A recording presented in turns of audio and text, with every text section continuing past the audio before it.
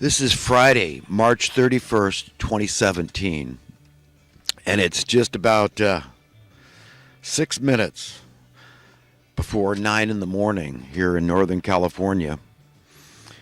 And today I'm going to try to be really brief and get into the thoughts of the past week sooner and start with the current events.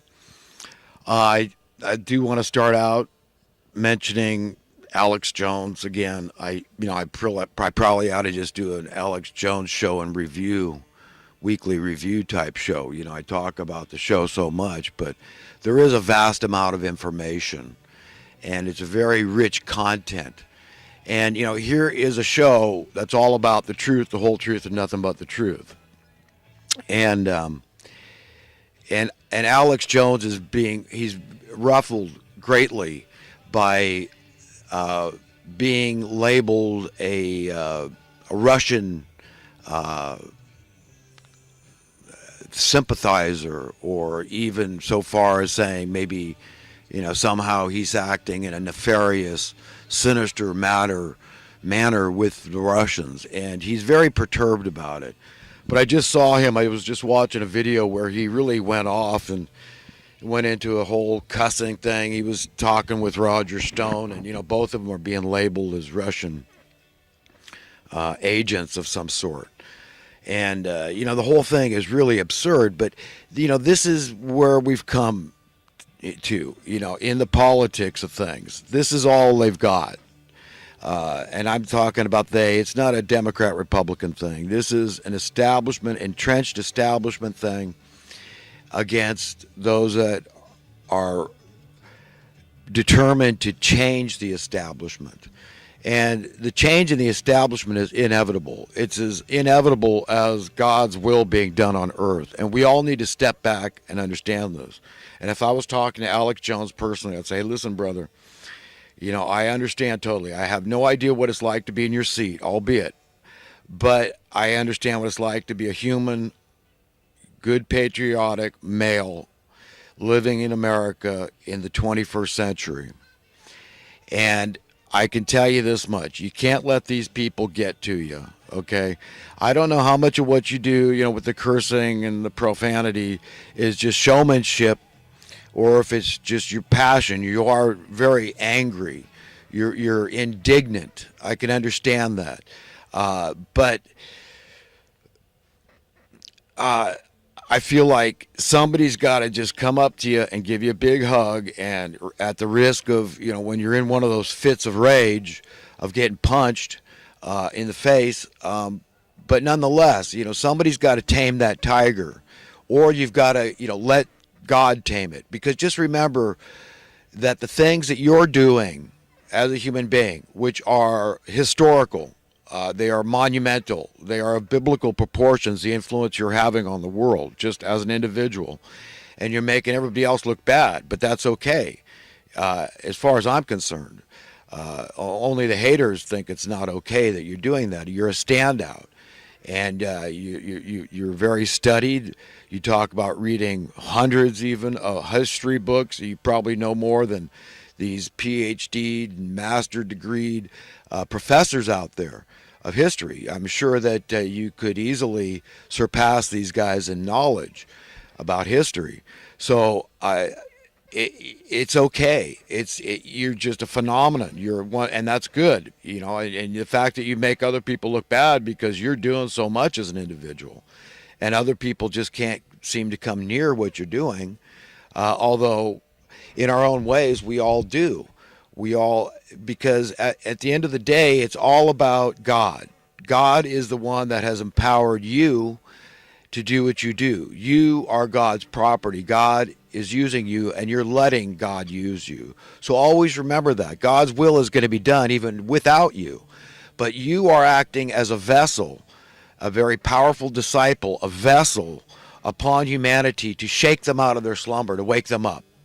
That's kind of your job. My job, I feel, is sitting back in the shadows, being a nobody, enjoying that, and just pointing to God, to the Bible, to Jesus, and to try to bring it into contemporary jargon so that people can hopefully understand where I'm coming from, and try to relate to people's personal needs of understanding, which is lacking out there. People really don't understand what drives them, and they're afraid to look at it often. And this is a widespread problem I see. This is my problem, is trying to reach people, and I see it. It's no small segment. It's a huge swath of very righteous, decent, upright people that want to change the establishment. They want things to get better. Deep down inside, I know that they're egalitarian, but they too are delusional to some degree, because we're all born enslaved and chained. And if we don't fundamentally understand that fact, that you're not born free, if you think you're born free, you're also delusional.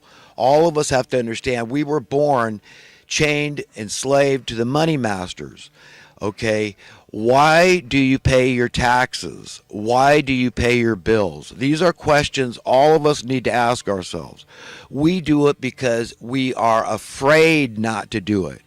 Okay? We accept it. So we are all acquiescing unto this. We are all conforming to some degree, and it tears us up inside. And just making a lot of money in this scene, that's not the answer, although that is the one that's been shown to us. That's the one that they tell us, this is the answer. Just forget the other ones. They're weak, they're stupid, they're lazy, they're nonconformist.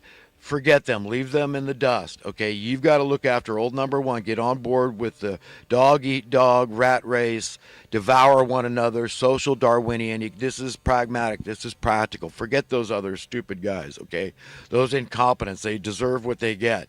They're just going to be poor and wallow in the muck and mire of social economic destruction, and it's their own fault that they're poor.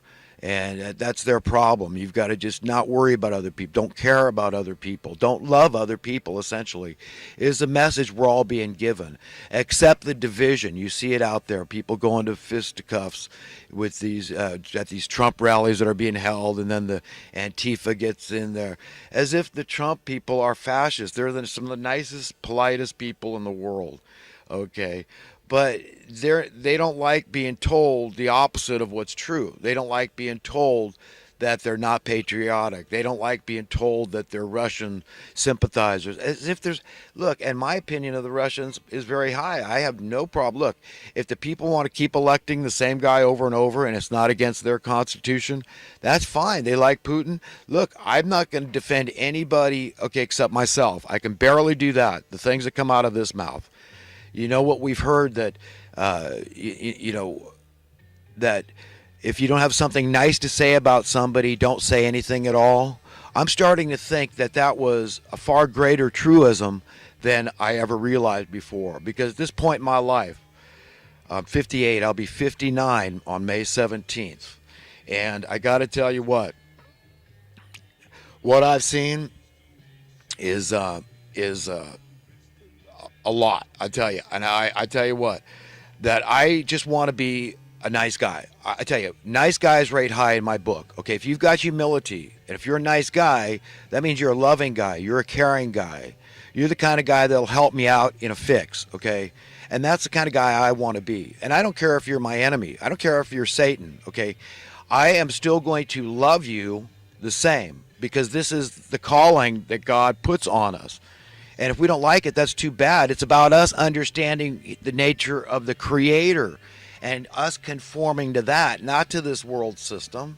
So making a lot of money isn't the answer. Okay, what is it? How's it written in the Bible? Okay, the poor fear they will never have anything, right? And the rich fear they will lose. I believe those are the words of Jesus, and they're very true. I mean, what can you say about it? It's true. I see rich people and they're afraid, oh my gosh, no matter how much money they get, they're never satisfied. And they're insatiable. And this is so often the case. And they live in constant fear. It's constant vigilance. That they got to watch over their portfolios and make sure that they don't get taken. Be ready with the lawyers, even if it's the government that tries to come in and take them with tax evasion charges or whatever. I mean, there's a million and one ways.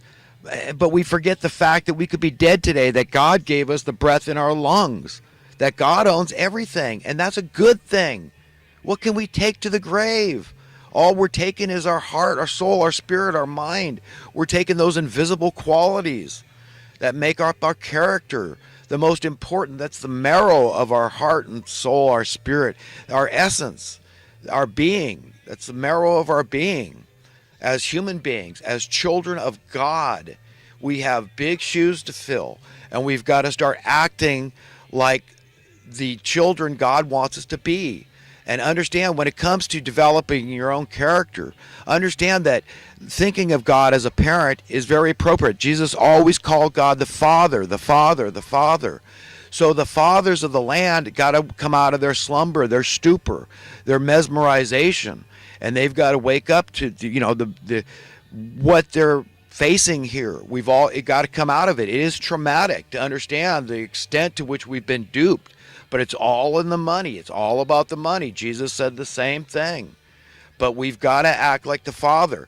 And all of us that say, oh, I'm a really good parent. I don't want my children to suffer in any way. And, they need to experience some hardship. Adversity makes men and all that. And women, mankind, right? Women and men, the same thing. But what Victor Hugo said, right? That prosperity makes monsters and adversity makes men. So it's good that your kid gets some experience at difficulty, right? Just so that they can know the plight of the blue collar, the working class, the poor out there that are struggling to make ends meet. So yeah, I can see that's a good thing. But a parent generally, if they had their way, if they could, most parents, if you're a really good parent, you think of yourself, I want to be the best parent. I don't want any dad out there, any mom out there, to come in and outshine me. Okay, I want my kid to think they've got number one parent. Right? Isn't that what a good parent wants? Right. So where'd you get that instinct? That instinct is very natural. It came from God. Okay, so but we have to ask ourselves is, am I really reflecting that properly? Okay, it's not as easy as you think. It's not as easy as just going out there and making a whole lot of money. Okay, it doesn't work that way. You can't, because you've got this thing called your conscience that obstructs your true happiness. You can get a pseudo delusional sense of happiness. This temporal thing is temporary, right? It's just while you're here in the world. So it's a worldly thing. Okay, so it's of the flesh. It's a carnal thing. It's the meat. It's the death. It's all that kind of stuff. So that's why it always fails to satisfy. Okay, that's why people don't find true happiness when they have a lot of money. It is not true happiness. True happiness is attained from above. We've got to understand that, yes, God wants us to be prosperous, and isn't that what you want for your children? But do you want them to just be hoarding gobs and gobs of dough? I mean, for what? So that others are dying? People are dying in the world of starvation because we got wars being fought, and it's all about money? It's all about money. That's what it's all about. All the death, the destruction, the war, the social unease, the fear out there. We're all under the gun, okay? I ask myself, look, do you want to serve your fellow man of your own free will and accord, okay, entirely free of your own choice? Or do you want to serve humanity under the gun, okay? And whatever you choose, you need to be willing, okay, to offer that same choice to others. Others, it must be understood, get the same choices you get. Okay? So when it comes down to what are we going to choose? What kind of a world are we going to have? Okay, where did we get this desire from? It's all from God. God gave us our brain. So yeah, it's traumatic when you realize. I mean, I listen to Nick Begich. I mean, I love this guy. I mean, he's a wonderful, fantastic guy. It's just I don't even hear him talking about the money thing. Okay, everybody's afraid to talk about the money thing. Okay, and this is what I'm talking about. Is that I'd shut the hell up if I could hear people. Reminding people daily. Okay, it's like eating food. You need to be reminded. That's why the Bible, you don't just read it once and put it away. You read it over and over again. because you need to be reminded, just like you need to eat over and over again. This is food for your soul. You need to be reminded of how Satan hides in our hearts and in our minds, in our spirits, in our souls, in our being, in our essence. And he just is a big fat obstacle to our joy, to our happiness, to our freedom. That's it. It's a stumbling block to our freedom. That we are all enslaved, and so many people won't admit it. They don't get it. It's difficult to admit something when you believe your self-interests are at stake. So it's very hard for any of us to be truly honest and not come off as hypocrites and feel like we're double speaking, because some stuff is paradoxical. It's just like giving thanks. In all things give thanks. Are we supposed to give thanks